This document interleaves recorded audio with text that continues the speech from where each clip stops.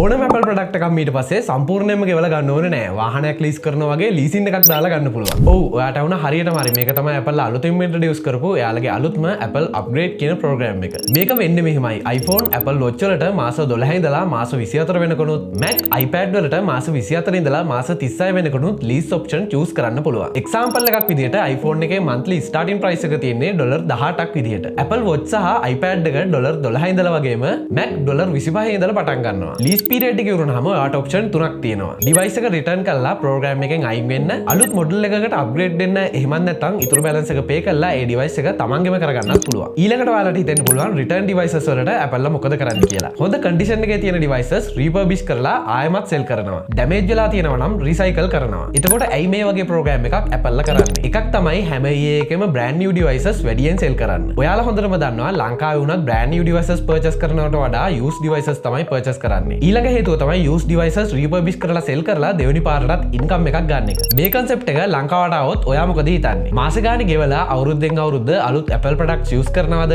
එහෙමත් නැත්නම් ඔයත් මම වගේ මම ගන්න product එක මගේම විතරක් වෙන්න ඕනේ කියලා හිතන කෙනෙක්ද? මේ සේරම අපි පහල comment section එකෙන් කතා කරමු. මේ වගේ interesting videos දිගටම බලන්න මාව follow කරලා තියාගන්න.